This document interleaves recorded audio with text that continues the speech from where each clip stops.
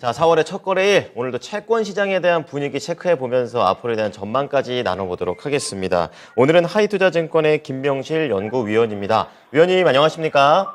네, 안녕하세요. 네. 자, 현재 채권 시장 흐름 어떻게 분석하고 계십니까? 네, 최근 이제 미국 국채 금리는 주 초반 은행 위기에 대한 우려가 급격히 완화됐고요. 그러다가 채권 금리도 급등했다가 주 후반으로는 하락하는 흐름이 나타났습니다. SVB 은행이 퍼스트 시티즌스 은행에 인수가 되면서 안전자산 선호가 급격히 돌아갔고 이런 부분들이 금리 상승을 이끌었는데 주 후반에는 아시다시피 연준 인사들이 금리 인상 발언이 한층 이전 대비 완화된 점에 주목하면서 금리가 다시 빠지는 모습 나왔습니다. 미국 10년 국채 금리는 3.47%로 전주 대비 9bp 정도 올라서 마감을 했고요. 통화 정책에 민감한 2년물 국채 금리는 4%로 전주 대비 24bp 급등하면서 마감을 했습니다. 한국도 유사한 흐름이 이어졌습니다. 국고채 3년 금리는 3.29%로 일주일 전보다 12bp 급등을 했고 10년물 국채 금리는 3.36%로 한 13bp 정도 올랐습니다.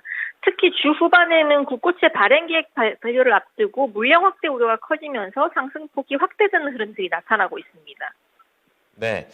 자, 시장의 흐름 전반적으로 좀 정리를 해 주셨고요. 이제 채권 시장의 이슈라든지 이제 이번 주 전망을 좀 들어보고 싶습니다. 한 줄 평으로 나눠주신다면 어떻게 할까요?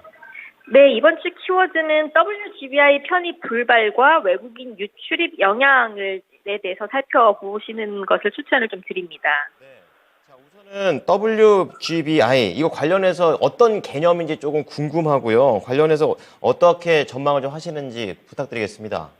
네, 우선 WGBI는 주요 선진국 국채를 포함하고 있는 지수로요. 주요 연기금 등이 벤치마크 지수로 활용을 하고 있는 대표적인 글로벌 채권 지수 중 하나입니다. WGBI 구성 종목은 현재 23개 국가의 국채가 포함되어 있고 이 지수를 추정하고 있는 민간 자금 규모는 3조 달러 정도에 달합니다. 특히 이제 미국과 일본, 영국 같은 주요 선진국 국채를 포함하고 있어서 일반적으로는 선진국 채권 지수로 인식되고 있고 주요 연기금 등 초량 글로벌 투자자들의 추정 비중이 높기 때문에 가장 대표적인 글로벌 채권 지수로 알려졌습니다. 3월 말 예정이었던 한국의 WGBI 조기 편입이 불발됐습니다. 다만 한국의 시장 접근성 수준은 WGBI 편입 기준인 레벨 2로 상향 조정됐고요.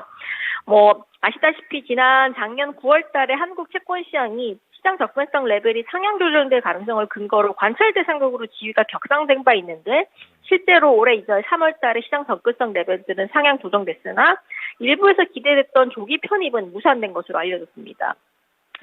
지금 WGBI의 공식 지수 업체인 FTS의 발표에 근거하면 그동안 한국의 저평가 항목이었던 조세 체계와 외환시장의 개방성 그리고 글로벌 예탁기관의 이용 편의성 같은 경우는 개선 계획 중에 있는 것으로 알려졌지만 다만 일부 개선 계획은 법률 개정들이 필요한 상태이기 때문에 현재 개선의 일정도 내년 하반기까지 연장될 수 있다고 언급을 한 바 있고요.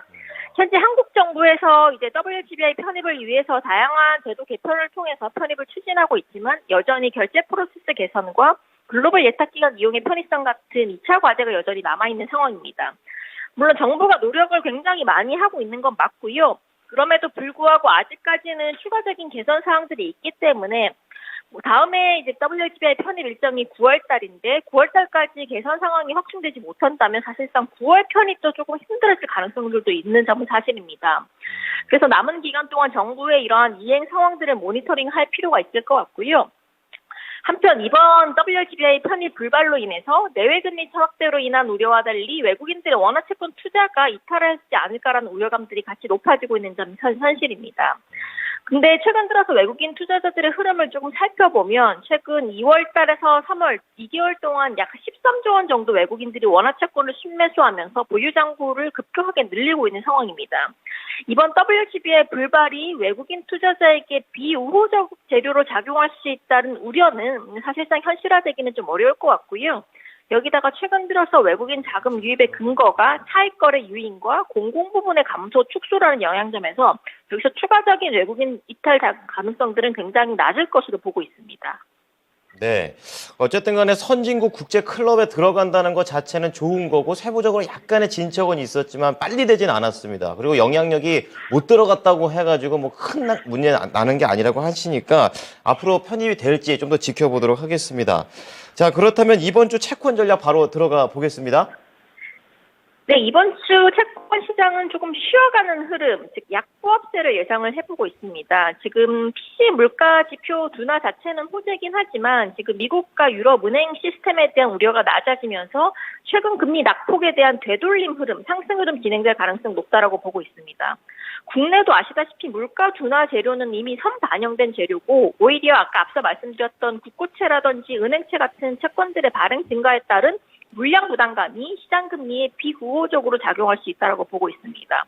주말 이제 3월달 비농업 부분 고용지표 발표가 예정되어 있어서 고용지표가 과연 시장의 금리 인하 기대를 키워갈 수 있을지 추가적으로 주목할 필요가 있다고 보고 있습니다. 네. 자, 금리 인하에 대한 기대감 저도 잘 체크해 보겠습니다. 오늘 말씀 감사합니다. 네, 감사합니다. 네. 자, 오늘 채권 플로우는요, 하이투자증권의 김명실 연구위원이었습니다.